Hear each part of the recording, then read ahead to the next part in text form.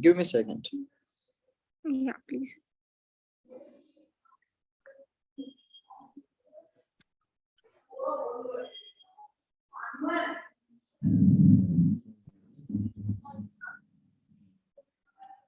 Yeah, your Maybe screen it's is visible visible. now.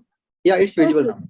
या okay, thank you sir. सो हमारा आज का topic basically क्या है, मसल इम्बैलेंस की। इसके सिम्टम क्या है, कैसे पता चलता है हमें कि हमें मसल इम्बैलेंस की प्रॉब्लम है, इसके कॉजेस क्या है, किस वजह से हो रहा है, ट्रीटमेंट क्या है इसका, बेसिकली वो सब कुछ हम आज के इस लेक्चर में कवर करेंगे। कि आपको स्टार्टिंग में इनिशियली एक डायग्राम विजिबल होगी जिसमें आपको डिफरेंस पता चल रहा है कि मसल इम्बैलेंस में क्या क्या प्रॉब्लम्स आती है, कैसे आपको पता चलता है, बॉडी के पोस्चर में कौन से चेंजेस आते हैं। So let's start with the introduction. Basically muscle imbalance है क्या।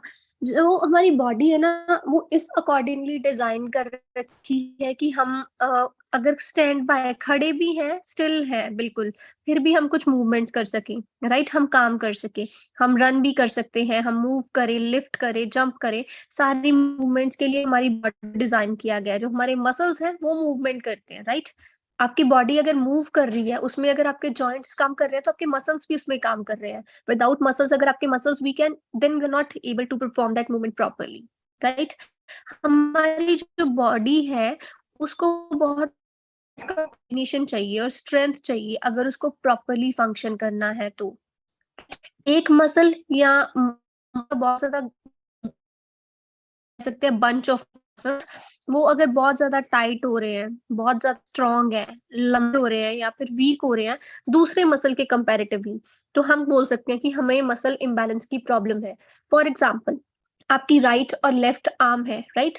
आपको फील हो रहा है राइट वाली आर्म यार कुछ ज्यादा स्ट्रांग है एज कम्पेयर टू लेफ्ट वाली आर्म, या राइट वाली आर्म जो है उसमें आपको कुछ वीकनेस फील हो रही है, राइट, दूसरे पार्ट के comparatively. That means you are suffering from muscle imbalance.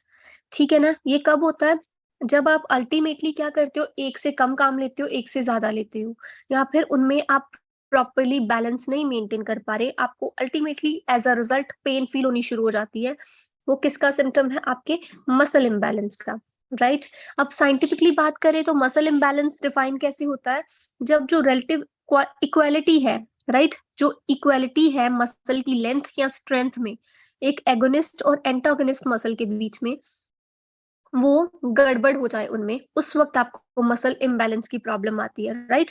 Muscle balance क्या है, relative equality of muscle length and strength between agonist and antagonist, right। वो आपका मसल बैलेंस आ गया। अब बात करें कि एगोनिस्ट और एंटागोनिस्ट होता क्या है। एगोनिस्ट वो मसल है जो कॉन्ट्रैक्ट कर रहा है, राइट, और जो मसल लेंथनिंग में जा रहा है या रिलैक्स कर रहा है मूवमेंट के टाइम पे, वो आपका एंटागोनिस्ट है। आपको नीचे डायग्राम में भी दिख रहा है, देखो, जिस मसल की लेंथनिंग हो रही है वो आपका एंटागोनिस्ट आ गया, राइट। जो कॉन्ट्रैक्ट कर रहा है वो एगोनिस्ट है। अनदर साइड पे भी आपको ये चीज फील हो रही है, लेंथनिंग वाला मसल चेक करो, जो रिलैक्स कर रहा है, राइट। जैसे हम पंप आउट करते हैं तो एक चीज रिलैक्स होती है ना, वो आपका एंटागोनिस्ट आएगा। अब बात करें मसल बैलेंस को, कॉन्ट्रालेटरल की मींस राइट वर्सेस लेफ्ट की, उसके ग्रुप्स में, उसको भी हम मसल बैलेंस बोलते हैं। मसल का बैलेंस कैसे चेक होगा कि आपको दोनों साइड पे सेम सेम चीजें फील हो रही है, लाइक दोनों आर्म्स हल्की हैं, दोनों इक्वली वर्क कर रही हैं, दोनों से आप इक्वली काम ले पा रहे हो, दैट मीन्स आपका जो मसल का बैलेंस है वो इक्वल है। फॉर एग्जाम्पल, जो काफी सारे थीसिस में पाया गया, जब बच्चे थीसिस करते हैं, कि बहुत सारा सिग्निफिकेंट डिफरेंस देखा जाता है हिप एडक्टर्स में। जो हिप के एबडक्टर्स है ना, उनकी स्ट्रेंथनिंग जो है, जो डोमिनेटिंग लेग है उसमें, और जो नॉन डोमिनेंट है ना साइड, यंगर अडल्ट्स में, उनमें बहुत ज्यादा डिफरेंस देखा गया है, राइट। अब बात करें मसल बैलेंस की, ये नेसेसरी है, क्यों, क्योंकि ह्यूमन मूवमेंट का ये नेचर है। क्यों, क्योंकि वो रिक्वायर करता है कि सारे मसल्स जो है ना वो कोऑर्डिनेट होके वर्क करें, लाइक एक दूसरे के साथ मिलके काम करें, राइट। मसल इम्बैलेंस तब होता है जब जो लेंथ या स्ट्रेंथ है ना एगोनिस्ट या एंटागोनिस्ट की, वो आपको नॉर्मल मूवमेंट करने से रोक रही है, उस वक्त मसल इम्बैलेंस हो जाता है। जैसे अगर आपके हैमस्ट्रिंग टाइट है तो वो आपकी फुल रेंज ऑफ मोशन नहीं होने देंगे, राइट। आपकी नी की भी प्रॉपर रेंज ऑफ मोशन, मतलब नी की प्रॉपर मूवमेंट आपको करने से रोकेंगे, और जो नी की एक्सटेंशन है वो प्रॉपरली नहीं होगी। मसल्स जो है वो इम्बैलेंस हो जाते हैं कैसे? जब आपको किसी चीज़ का डिसफंक्शन हो रहा है या फिर एडेप्टेशन में प्रॉब्लम आ रही है, राइट? नी डिसफंक्शन हो गया आपका, प्रॉपर्ली काम नहीं कर पा रहा, उस वक़्त क्या होगा आपका मसल जो है वो इम्बैलेंस हो जाएगा। ये म जो इम्बैलेंस होते हैं या तो ये फंक्शनल होते हैं या फिर ये पैथोलॉजिकल होते हैं, ठीक है? पैथोलॉजिकल कि कोई अंडरलाइंग डिज़ीज़ का कॉज़ भी हो सकता है। ये जो इम्बैलेंसेस होते हैं ना मसल्स के बेसिकली किनमें होते हैं? जो एथलीट्स होते हैं क्योंकि उनको इनकी बहुत ज़्यादा ज़रूरत होती है किसी भी गेम को करने के लिए या किसी भी फंक्शन को प्ले करने के लिए। अब बात करते हैं हम फंक्शनल मसल्स का जो इम्बैलेंस है ना, वो कैसे होता है जब आप कोई कॉम्प्लेक्स मूवमेंट का पैटर्न अडैप्ट करने की कोशिश करते हो, राइट? मीन्स कि जैसे आप फ्लेक्सिबिलिटी एक्सरसाइज़ेज़ को किसी और एक्सरसाइज़ के साथ में मतलब कंबाइंड करके करने की कोशिश करते हो, उस वक़्त आपको muscle imbalance, functional muscle imbalance देखने को मिलता है। फॉर एग्ज़ाम्पल जो ब्यूक बोन और उसके को-वर्कर्स थे ना, उन्होंने इस चीज़ को 2000 में एक थ्योरी दी थी, उसमें उन्होंने रिपोर्ट करा था कि जो एथलीट्स होते हैं ना, जो इंडोर ट्रैक के ऊपर काम करते हैं, जो प्ले करते हैं, उनमें बेसिकली एंकल के इन्वर्टर्स और ई-वर्टर्स के चेंजेस देखे गए थे। क्यों? क्योंकि जो ट्रैक होता है ना, जिसके ऊपर वो रन करते हैं, उसकी इंक्लाइन की वजह से। जो सोकर के एथलीट्स होते हैं, उनमें अलग तरह का स्ट्रेंथनिंग और फ्लेक्सिबिलिटी को देखा जाता है क्योंकि जिस पोजीशन पे वो प्ले करते हैं, उसके अकॉर्डिंगली। ओके, जो स्क्रैन था उसने ये पाया था अपनी थ्योरी में 1982 में उसने ये बताया था कि जो शॉकर के प्लेयर्स होते हैं ना, वो कम फ्लेक्सिबल होते हैं एज़ कम्पेयर टू उस एज के जो प्लेयर्स खेल चुके हैं उनके कंपैरेटिवली। जिस वक़्त वो खेल रहे हैं, उस वक़्त वो कम फ्लेक्सिबल होते हैं, आफ्टर जिन्होंने खेल लिया होता है उनसे। उनमें टाइटनिंग का इश्यू या फिर उनमें कोई और रिलेशनशिप है कि इंजरी कैसे होती है, इसके बारे में अभी तक किसी ने हमें कुछ नहीं बताया। बस ये ज़रूर बताया है कि उनमें मसल की फ्लेक्सिबिलिटी जो है वो कम होती है। अब बात करें हम वॉलीबॉल प्लेयर्स की तो उनमें बहुत इंटरनल रोटेशन, एल्बो का एक्सटेंशन, रिस्ट की एक्सटेंसर स्ट्रेंथनिंग बहुत ज़्यादा होती है। किसके कंपैरेटिवली जो प्लेयर्स नहीं खेलते लाइक नॉर्मल पीपल और वॉलीबॉल के प्लेयर्स में इन चीज़ों में बहुत ज़्यादा स्ट्रेंथनिंग में डिफरेंस देखा जाता है। क्यों? क्योंकि उनको वॉलीबॉल को हिट करना पड़ता है। उनकी डिफरेंट डिफरेंट मूवमेंट्स होती रहती हैं और जब वो डिफरेंट डिफरेंट मूवमेंट्स रेगुलरली होंगी तो ऑब्वियस सी बात है फ्लेक्सिबिलिटी जो है वो इंक्रीज होएगी। अब वो एथलीट्स जो बहुत ज़्यादा ओवरहेड मूवमेंट्स करते हैं लाइक जो स्विमर्स होते हैं, राइट? उनमें भी बहुत ज़्यादा फ्लेक्सिबिलिटी देखी जाती है। अब बात करते हैं आगे हम कॉजेज़ क्या है मसल इम्बैलेंस के, राइट? मसल इम्बैलेंस में क्या रहता है जो स्ट्रेंथनिंग है ना मसल की, वो एक साइड पे चली जाती है, राइट? ये टिपिकली किस वजह से होता है? इनकी अकरेंस जो है ना, किसी भी एक वजह से हो सकती है। लैक ऑफ मूवमेंट अगर आप प्रॉपर मूवमेंट नहीं कर रहे, आप सिंगल प्लेन की एक्सरसाइजेस कर रहे हो या फिर रिपीटेडली मूव कर रहे हो सेम मसल को, राइट? अब बात करें सिंगल प्लेन एक्सरसाइज कैसे होती है? लाइक अगर आप सिंगल जैसे आप पुशअप्स कर रहे हो, स्क्वाट्स कर रहे हो, वो एक सिंगल प्लेन में रिपीटेड मूवमेंट कर रहे हो ना आप, एक ही प्लेन में जा रही हैं सारी एक्सरसाइजेस, तो वो आपको मसल इम्बैलेंस कॉज कर देंगी। नेक्स्ट हम बात करें लैक ऑफ मूवमेंट की, तो जो लैक ऑफ एक्टिविटी है वो हमारे मसल इम्बैलेंस को कॉज करती है जैसे हिप्स में है। लाइक जो लोग घर में रहते हैं, मोस्ट ज्यादातर लोग जो घर में रहते हैं जिनका सेडेंट्री लाइफस्टाइल है, वो सारा दिन कैसे निकालते हैं? बैठे रहे घर पे, कार में बैठे रहे, जहाँ फिर वर्क में, जिनका एक ही जैसा लाइफस्टाइल है, कुछ और उनको करना ही नहीं है, तो उनमें भी ये प्रॉब्लम देखने को मिलती है। आप ये डायग्राम में भी देख सकते हो स्क्वाट्स करते वक़्त, प्लैंक्स करते वक़्त उनको ये प्रॉब्लम आ रही है बीच में देखने को। अब बात करें हम जब सिटिंग में है वो, तो जो उनके हिप मसल्स है ना वो कॉन्ट्रैक्ट करते हैं, इतना ज़्यादा कि वो एक्सटेंड करने को हिप में रिस्पॉन्सिबल हो जाते हैं और वो सेम मसल्स जो है ना वो बार-बार वर्क कर रहा है उस वक़्त, तो उससे क्या होगा? मसल का इम्बैलेंस देखने को मिलेगा। जो कॉन्ट्रैक्शन है ना मसल की, वो एक ऐसी फ़ोर्स को प्रोड्यूस कर रही है जो नेसेसरी है मूवमेंट कॉज़ करने के लिए और जब वो रिपीटेडली सेम मोशन को करेगा, तो मसल्स जो है वो सेमी कॉन्ट्रैक्टेड हो जाएगा। राइट? और ये उनकी जो जॉइंट की मूवमेंट है ना, जॉइंट की पोजीशन है, उसको भी मॉडिफाई कर देगा।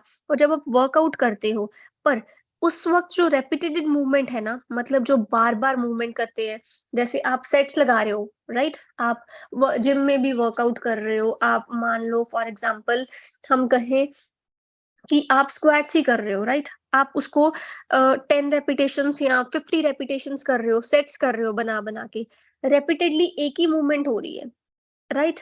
और उससे क्या है, मसल इम्बैलेंस हो जाएगा, क्योंकि आप रेस्ट उसको दे नहीं रहे हो।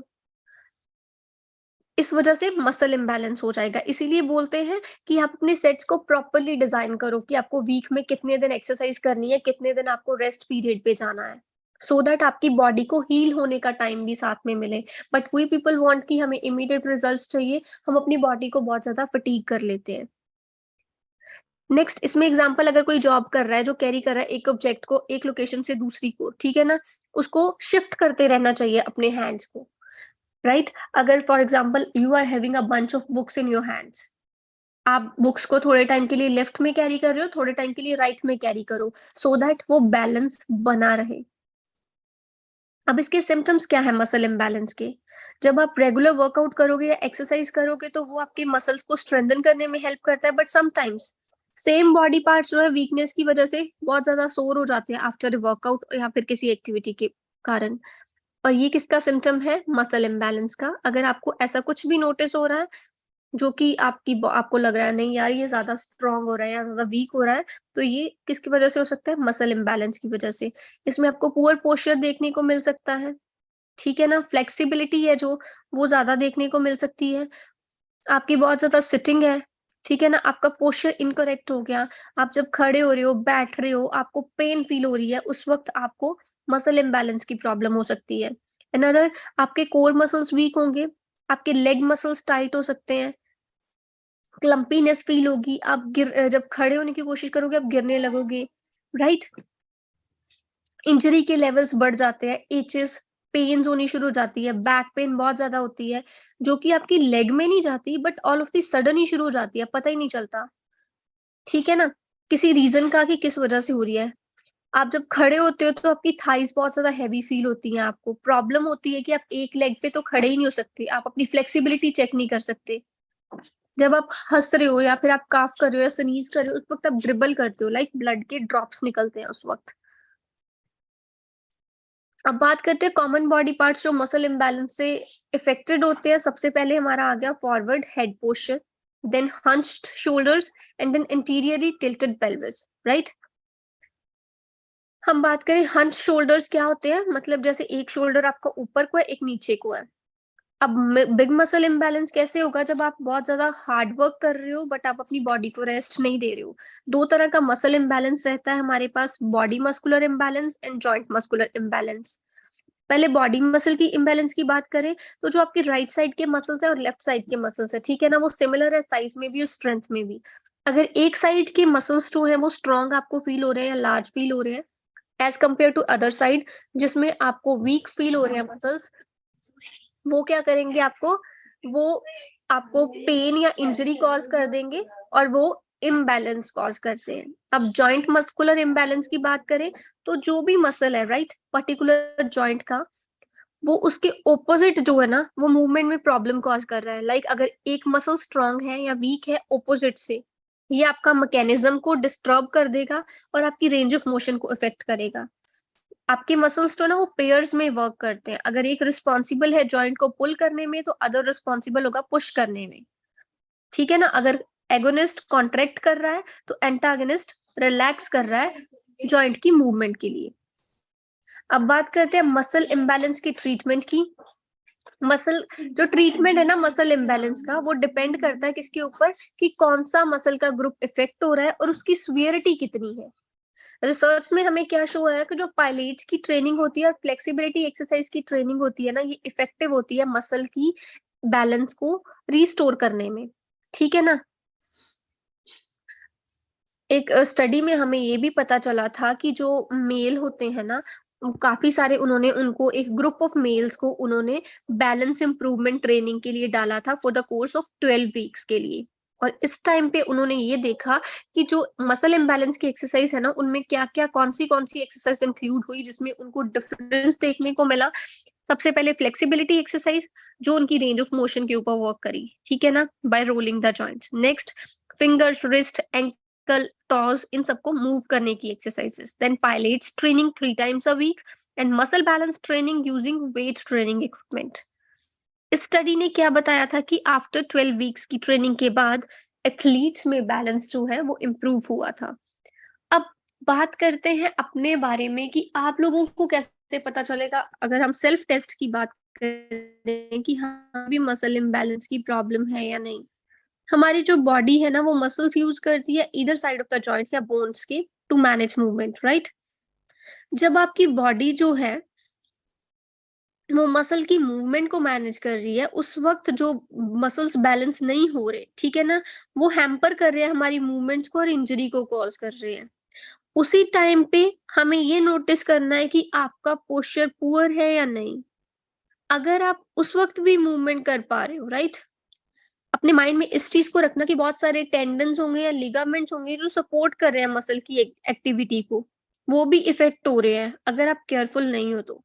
मसल इम्बैलेंस जो है वो सिटी स्कैन या एमआरआई के द्वारा भी चेक किया जा सकता है। हॉवेवर जो रीसेंट जो आजकल की टेक्निक्स हैं उनमें ये पॉसिबल है कि आप इंडिविजुअल की मूवमेंट्स को ट्रैक करो, राइट।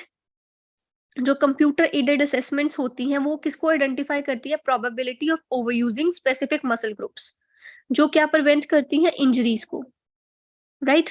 जो टेक्नोलॉजीज है ना वो इंफ्रारेड रेज को यूज करती हैं आपके लार्ज मसल्स को लोकेट करने के लिए, ताकि वो ये चेक कर सके कि पेशेंट का पोस्चर कौन सा है, बैलेंस कौन सा है और मूवमेंट कौन सी है। अब बात करें मसल इम्बैलेंस आपकी हिप्स में जो होता है, ठीक है ना, आपका अगर हिप्स में मसल इम्बैलेंस है तो वो बहुत सारी प्रॉब्लमेटिक सिचुएशंस लेके आ जाएगा, कंडीशंस जैसे कि ट्रोकेंटिक बर्साइटिस, ठीक है ना, हिप पेन होगी जिसमें फ्लूइड लाइक सैक या फिर बर्सा जो है ना वो फिल हो जाएगा, इन्फ्लामेशन होगी आपको outer as of the hip पे, या फिर आपको रनर नी भी हो सकती है। मॉन्स्टर वॉक्स, ठीक है ना, अगर आपको मसल इम्बैलेंस जो है ना आपकी हिप में उसको इम्प्रूव करना है तो आप मॉन्स्टर वॉक्स कर सकते हैं। कैसे करेंगे आप? आपको एक रेसिस्टेंट बैंड लेना है जिसको हम थेरा बैंड भी बोलते हैं, ठीक है ना? उसको आपकी दोनों लेग्स के अराउंड आपको रखना है, तो आपको उसके ऊपर चलना है, ठीक है ना? हिप्स अपने फीट दोनों उसके ऊपर रख के, हिप में विड्थ होगी आपके एंड शोल्डर भी दूर-दूर होंगे, देन आप स्टेप फॉरवर्ड करोगे दोनों साइड्स पे, right? I will show the pictures of these with you people also. अब साइड लिफ्ट्स की बात करें तो इसमें आपको क्या है, आपको साइड लिफ्ट्स करनी है दोनों। आप सीधे लेटे हो अपनी बैक के ऊपर, बेड के ऊपर आप लेट गए हो, अपने एंकल्स वगैरह नीज वगैरह आपने चेक करने हैं कि वो प्रॉपर रहे सारे, राइट। आपको अपना हेड जो है ना वो दोनों अपने हैंड्स के पीछे रख लेना है एंड देन आपको इनहेल करना है, देन एक्सहेल करना है डीप ब्रीथ करके। आफ्टर दैट आपको एक एक करके अपनी दोनों लेग्स को साइड से उठाना है, राइट। नेक्स्ट हम बात करते हैं मसल इम्बैलेंस। अगर आपके शोल्डर में हो रहा है तो उसमें आपको रोटेटर कफ का स्ट्रेन या शोल्डर बर्साइटिस देखने को मिल सकता है। शोल्डर बर्साइटिस में अगेन आइटिस है पीछे, आइटिस का मतलब इन्फ्लामेशन, राइट। इसमें आपको बर्सा की इन्फ्लामेशन हो सकती है शोल्डर में जो आपको पेन कॉज करेगा और समटाइम्स रेडनेस एंड स्वेलिंग भी कॉज करेगा। ये कॉमन सिम्टम है मसल इम्बैलेंस के शोल्डर में। अगर आपको नेक्स्ट टाइम इस बात का ध्यान रखिएगा, if you are having a patient in your clinic और इन योर हॉस्पिटल सेटअप जिसमें आपको शोल्डर बर्साइटिस, इन्फ्लामेशन या रेडनेस वगैरह देखने को मिल रही है, मेक श्योर टू चेक कि आप पेशेंट का ये चेक कर लें कि उसको मसल इम्बैलेंस की प्रॉब्लम तो नहीं है। इसमें आप रिवर्स लंजेस कर सकते हैं, ठीक है ना, कि आप अपने जो कोर मसल्स हैं उनकी स्ट्रेंथनिंग के ऊपर वर्क करेंगे, ठीक है ना। नेक्स्ट आप सिंगल लेग काफ रेज भी कर सकते हैं, इट्स आल्सो वेरी इफेक्टिव। इसमें भी आपको क्या करना रहता है, काफ मसल्स की स्ट्रेंथनिंग के ऊपर आपने वर्क करना है सो दैट आपको मसल इम्बैलेंस की प्रॉब्लम जो है उसको फेस करने में कोई दिक्कत ना आए। That's all, now you people can ask your questions.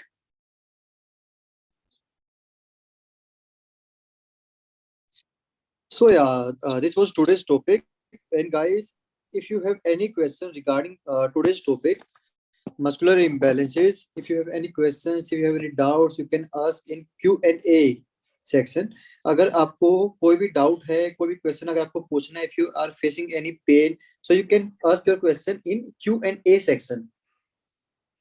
Please don't ask your questions in chat box. Ask your questions in Q&A section.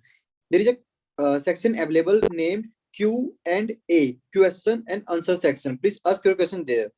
And right now we have a question from Deva. Like, I have ankle pain while calf raises in left side only. Okay. That must be, जी जी sir. Yeah, please. Continue. Yeah, one second. You are like, I have ankle pain while calf is on the left side only. If you are having some activity, क्योंकि आपको अपना lifestyle पता है, right, कि आप कोई रेपिटेटेड मूवमेंट कर रहे हो या क्या चीज है.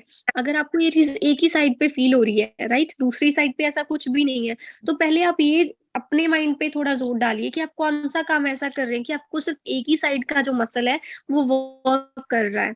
अगर तो ऐसा है तो definitely you people are suffering from muscle imbalance, तो आप उसकी स्ट्रेंथनिंग के ऊपर वर्क करें एंड थोड़ा मसल को रिलैक्स करें, रेस्ट दें उनको. Okay, we have another question from Sanjay. How to recover? How to recover from shoulder muscle imbalances? Dear, सबसे पहले तो शोल्डर मसल इम्बैलेंस में आपको ये देखना पड़ेगा कि आपको सिचुएशन कौन सी मिली है, right. As I told you before कि शोल्डर का बर्साइटिस है या फिर आपको कोई और इंजरी है, right.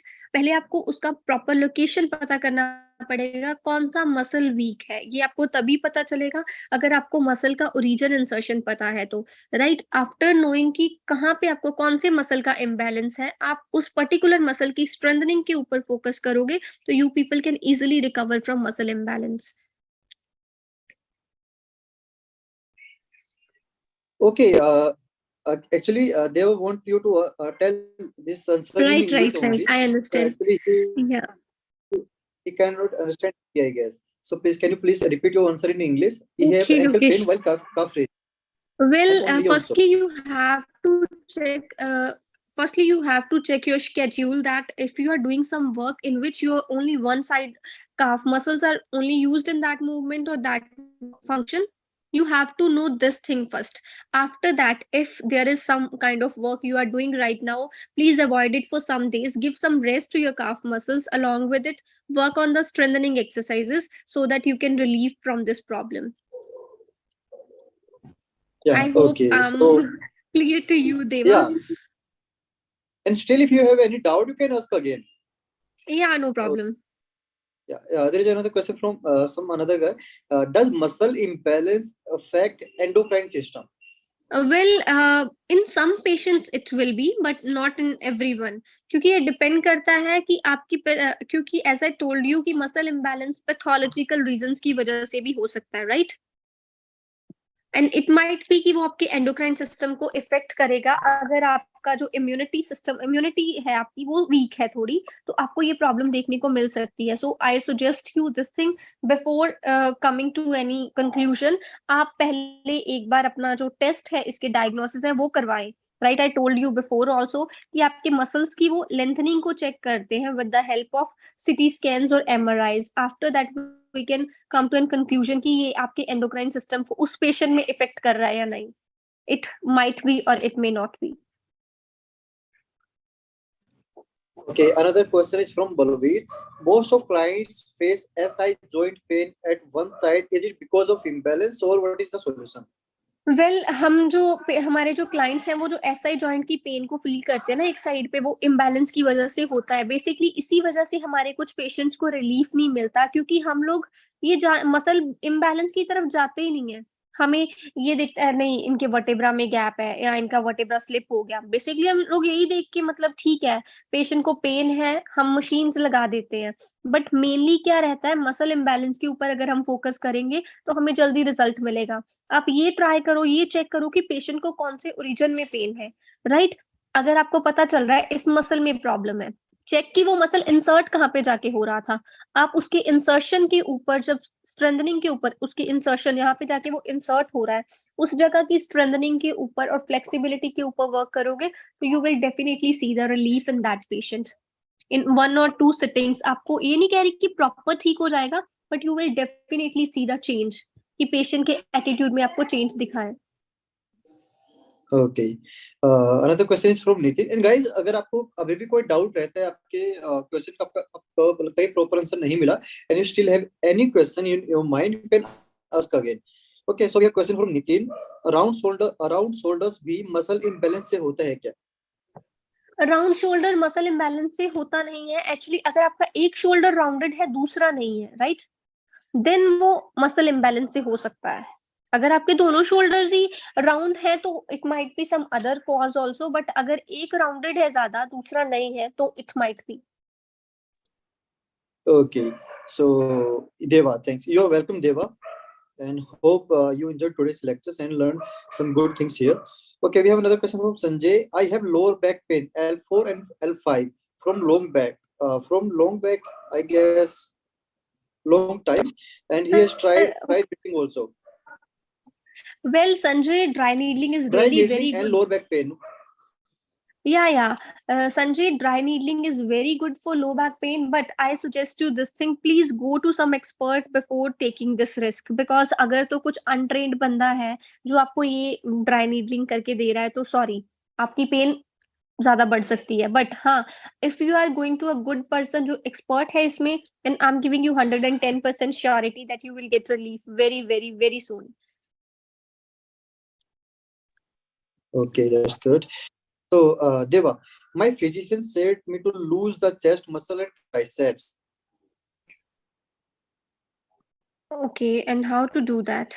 Well, Uh, Deva, for this thing but- you have, sorry.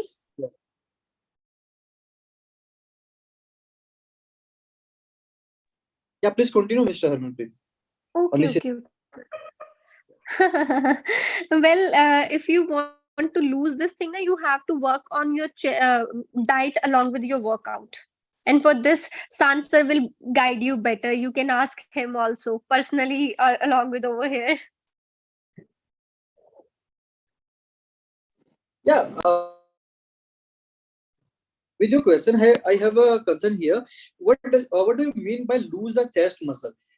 Muscle? Are you talking about losing some muscles? Your physician said like, okay, lose some muscles, drop some weight over from chest muscles, or you are talking about flexibility of the chest muscles and triceps muscles. So if you can clear that, then we will guide you better.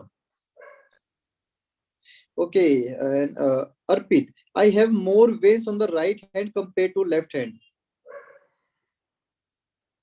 Well, Arpit, it's not related to muscle imbalance. Veins are nowhere connected to this thing actually, because muscle imbalance is related to muscle joints.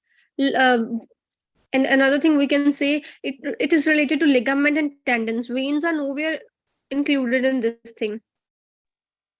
Yeah, if you are feeling any issues like pain on one hand and not in another, yeah, that's a concern. If you have more vascularity in one arm and not in another, that's a very very normal thing. Yeah, Sanjay. Okay, and yeah, Sanjay, thank you, ma'am. Oh, you're very very welcome, Sanjay. Another question is from Balveer. Muscle imbalances which cause knee pain. If you can elaborate. Well, muscle imbalance can cause knee pain because जैसे मैंने आपको hamstring tight है, right? वो आपकी नी की जो extension है उसको इफेक्ट करेंगे डेफिनेटली. वो आपको करने ही नहीं देंगे. आपको बहुत ज्यादा पेन फील होगी, वीकनेस फील होगी. एंड जो नी एक्सटेंशन है वो आपके नी की बहुत ज्यादा इंपॉर्टेंट मूवमेंट है, राइट? अब वो जो मसल इम्बैलेंस अगर हो रहा है तो वो आपको डेफिनेटली नी पेन कॉज करेगा. अगर आपको उसको हील करना है, लाइक हम ऑस्टियोआर्थराइटिस का केस देखते हैं बेसिकली. मोस्ट प्रोबेबली अगर आपके पास 10 पेशेंट है नी पेन के, and out of 10 8 are of osteoarthritis. Matter करता है स्टेज कौन सी है, right?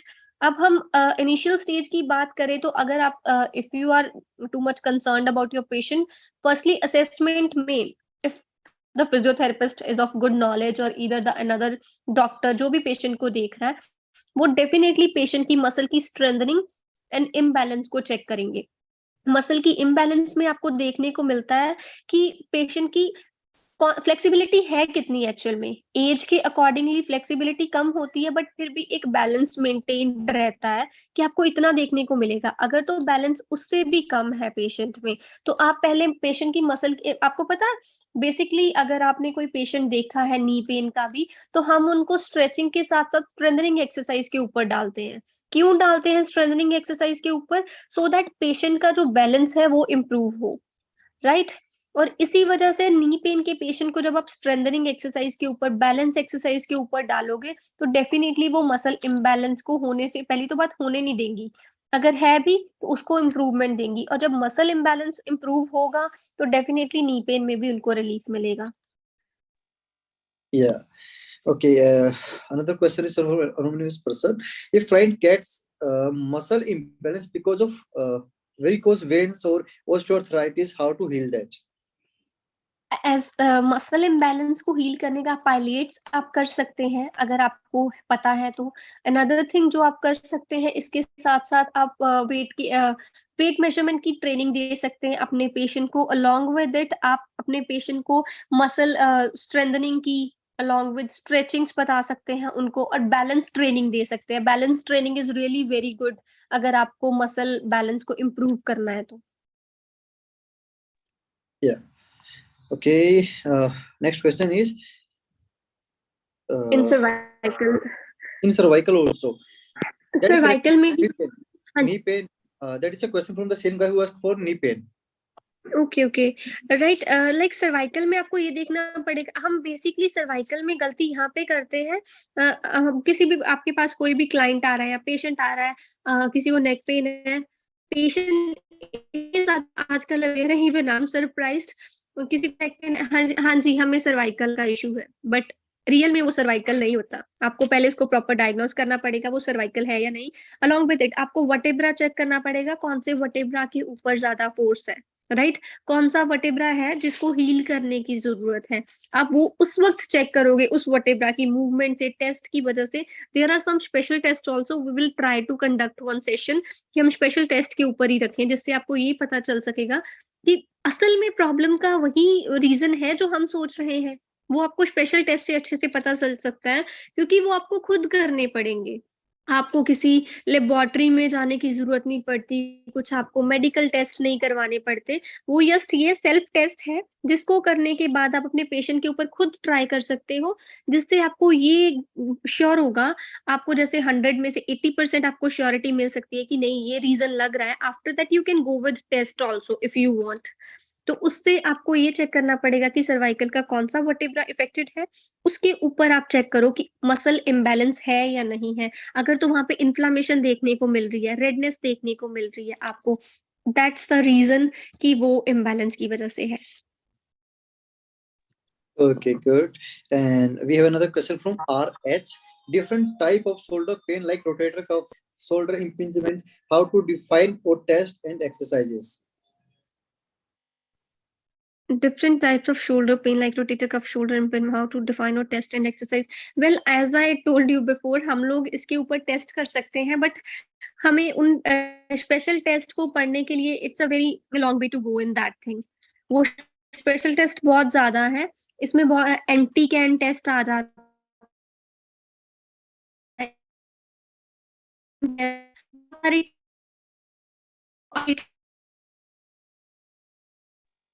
Your voice is breaking, तो Dr. Suresh. उसी test, one second sir, actually I'm getting call in between, that's why maybe, Oh, sorry. okay. या I'm telling you this thing, actually बहुत सारे special test रहते हैं, एक दो नहीं है। अब शोल्डर की बात करें तो शोल्डर इम्पिंजमेंट के लिए टेस्ट रहते हैं, राइट। सर्वाइकल को चेक करने के लिए कुछ स्पेशल टेस्ट रहते हैं। वो स्पेशल टेस्ट आपको ऐसे बोल के बताना is not that much easy. मैं बोल तो दूंगी पर आपको समझ नहीं आएगा अनटिल अनलेस आपको डेमो देखने को नहीं मिलेगा, राइट। वी विल ट्राई कि हम ऐसा कुछ कंडक्ट करें कि आपको इन चीजों के बारे में पता चल सके, और जब आपको ये पता चल गया कि आपकी प्रॉब्लम की जड़ क्या है, उसी के अकॉर्डिंगली आप एक्सरसाइज को डिजाइन करें सो दैट कि आपको रिलीफ मिले। ऐसे तो हम पेशेंट को 36 एक्सरसाइज बता दें, आप ये भी कर लो वो भी कर लो, बट वो मसल को इम्बैलेंस को और ज्यादा बढ़ाएंगी, कम नहीं करेंगी। Yeah, right. Okay, Balveer, and if you can suggest some stretching and exercises also for cervical and knee pain, you have discussed already that. Sorry Actually, Balveer was sir, asking मैं उनके about. Question को समझी नहीं। बलवीर पूछ रहे हैं कि exercise और स्ट्रेचिंग पूछ रहे हैं कि क्या कर सकते हैं नी पेन और सर्वाइकल के लिए, जो आप ऑलरेडी ओके डिस्कस ओके कर चुके हैं फिलहाल अभी। ओके या right. So we have another question. I did heavy squats and it's been a week and I'm still having pain in my right front hip bone. As मैंने अगर आपने webinar को अच्छे से सुना है तो कॉजेज में सबसे पहला कॉज ही स्क्वैट्स की वजह से था। इसमें क्या रहता है कि हम एक साइड के ऊपर ज्यादा फोकस कर लेते हैं, दूसरी साइड पे ऊपर करते ही नहीं है। अगर आपको अभी भी वो पेन आ रही है तो आई suggest you have a hot water shower first, after that अपनी बॉडी को थोड़े दिन का गैप दीजिए। एंड कॉन्टिन्यूसली बहुत ज्यादा स्क्वाट्स मत करें। आप स्टार्टिंग में जब आपने इनिशियली स्टार्ट करा है, हम लोग क्या करते हैं कि नहीं यार मैं अभी 20 कर सकता हूँ। Please don't go for that thing. Starting में इनिशियली आप कम से शुरू करें, सेट्स ज्यादा ले लें, बट एटलीस्ट स्टार्टिंग आप थोड़े से करें, लाइक 5 का सेट ले लें स्टार्टिंग में, धीरे धीरे उसको इंक्रीज करें एंड अपनी बॉडी को बीच में रेस्ट देते रहें, राइट। कॉन्टिन्यूसली ना करें और अपनी डाइट के ऊपर फोकस करें। After that you will see the results also, along with आपको रिलीफ भी मिल जाएगा। Yeah, right. And actually, we are, as a human, we are dominated in one side compared to another. May be exactly. हमारा तो left side और right side से ज्यादा अच्छा dominate करता है। और जब हम इस तरह की एक्सरसाइज करते हैं जहां पर हमारा दोनों ही पैर या फिर दोनों ही हाथ जो वहां पर एक साथ काम करते हैं एक सिंगल वेट के ऊपर, तो वहां पर हमें बहुत बार पता भी नहीं चलता मूवमेंट करते हुए कि हमारी जो डोमिनेटिंग साइड है राइट वो वहां पर ज्यादा पुश करिए कंपेयर टू जो हमारा दूसरा साइड है। और उसकी वजह से राइट ग्रेजुअली राइट। जो वो इम्बेलेंस है वो बढ़ता चला जाता है, राइट। मसल तो इम्बैलेंस एक ऐसी प्रॉब्लम है, ये हर किसी को होती है, बट हमें पता नहीं होता कि हमें ये मसल इम्बैलेंस की वजह से प्रॉब्लम राइट, आ रही है। हमें पता तब चलता है जब वो एक्सट्रीम हो जाती है। एग्जैक्टली। तो मे बी आपको वहां पर जो आपकी वीकर साइड है, जो आपका जो कमजोर पार्ट है, वहां पर you have to work on that first. जैसे अभी मैम ने बताया, उसके स्ट्रेंथनिंग के ऊपर, उसकी फ्लेक्सिबिलिटी के ऊपर और बैलेंस के ऊपर। बैलेंस बहुत बहुत इंपॉर्टेंट फैक्टर है जिसको हम नेग्लेक्ट कर देते हैं। तो बैलेंसिंग आप ट्राई एक्सरसाइजेस आर कीजिएगा। I just want to tell one thing to everyone after this lecture. Just try कि आप अपनी वन लेग के ऊपर एटलीस्ट फॉर 10 seconds खड़े होके देखें। आई एम गिविंग यू श्योरिटी, मैं आपको चैलेंज दे रही हूँ। अगर हम 10 लोग भी इस वक्त यहाँ पे हैं तो 10 में से भी सिर्फ 4 या 5 लोग होंगे जो खड़े हो पाएंगे, बाकी नहीं हो पाएंगे। रीजन, डोमिनेंट वाली साइड पे हम हो जाएंगे, दूसरी वाली पे हो ही नहीं पाएंगे, बिकॉज हमारा बैलेंस ही नहीं है, हमने कभी ट्राई नहीं करा। Yes, yes. And that is why these unilateral exercises are very, very important. Exactly. Okay. So we have next question from Ansel. My left, he adductor, not adductor, it must be adductor or abductor, is more tighter than the left, and I cannot perform deep squats with it or cannot stretch to sides. Is it due to muscle imbalances? ये सीधा सीधा देखने को ही दिख रहा है Ansal, it's because of muscle imbalance, because आप dominate वाली साइड पे कर रहे हो, राइट। दूसरी साइड पे आप नहीं कर पा रहे, आप साइड्स को स्ट्रेच ही नहीं कर पा रहे। क्यों? क्योंकि आपने मसल को बैलेंस करके रखा ही नहीं, आप अपनी बॉडी को रेस्ट नहीं दे रहे, आप उनसे जोर से मतलब जबरदस्ती कुछ करवाने की कोशिश कर रहे हो, राइट। तो वो नहीं होगा। You have to work simultaneously कि आप दोनों साइड पे 50-50 लेके चलो। You will definitely see the change. Try करके देखिएगा इस चीज को। Yeah. Okay. Next question is from Hemant. I have lot of pain in my lower back, sacrum area when I'm driving 3 to 4 hours. What is the reason? Well it's because of कि आपको may be आपके जो back के muscles हैं वो week है, right. और आई suggest you आप हमें ड्राइविंग सीट के लिए भी ना मतलब ड्राइविंग कुशंस मिल जाते हैं, please try using that thing.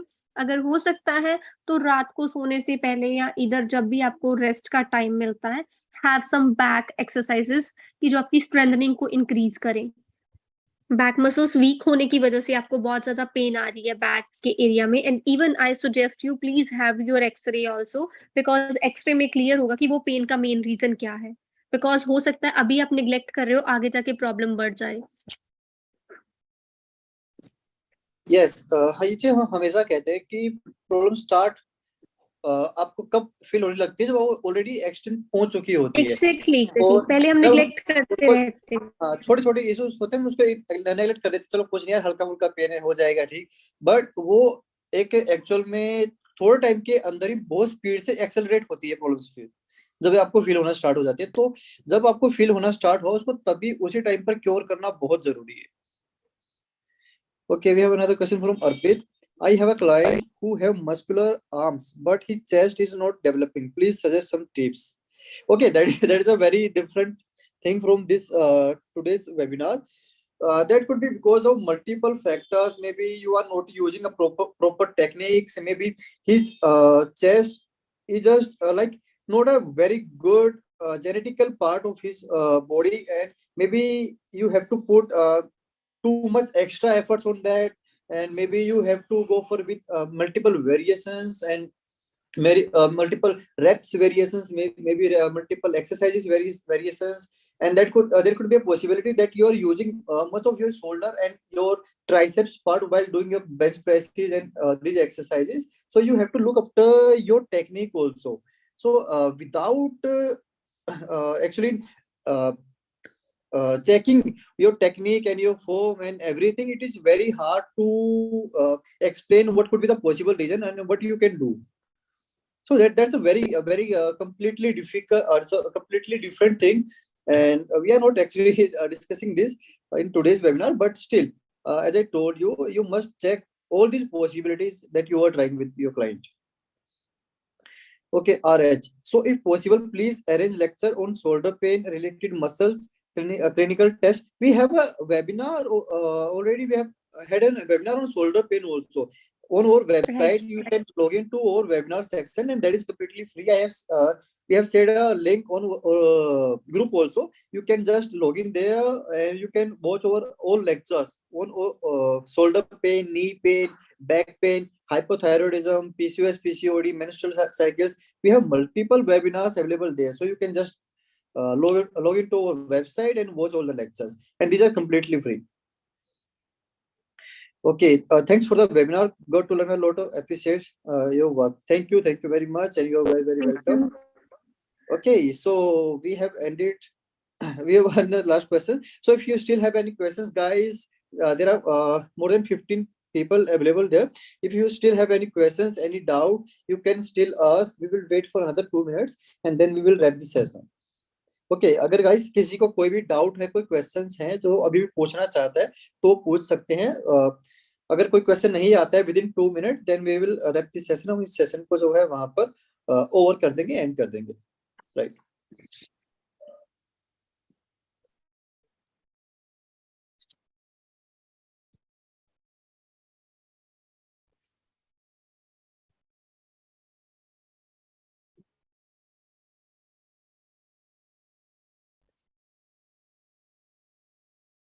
Okay, we have a question. Okay, thank you so much for the session. Yeah, you're very welcome. And guys, अगर आपको हमारा ये लेक्चर अच्छा लगा, वेबिनार अच्छा लगा, तो हमारी वेबसाइट के ऊपर जाकर जो आपका ऑनेस्ट जो फीडबैक है वो जरूर दो. और हमारी गूगल प्ले स्टोर पर जो है ऐप अवेलेबल है with the name NSFE EDU, and we will share a link with you also in group, so you can download our Android app. We have multiple lectures available, and these are free for everyone. Okay, and please rate us on Google Play Store also, so we can reach more people and educate more people. Yes, आप लोगों को rate लगेंगे, but at least वो चीज हम लोगों को भी थोड़ा बूस्ट करेगी to get more courses and more webinars just to teach you people and make. And please, if you can do this thing. Yeah, right. Okay, guys, I guess still there are no questions. I guess सबके जो doubts हैं, जो questions है, वो solve हो चुके हैं. तो अपन इस सेशन को भी रैप करते हैं. तो thank you very much for joining the session, and hopefully we will conduct another webinar on some another topic very soon. Thank you so much.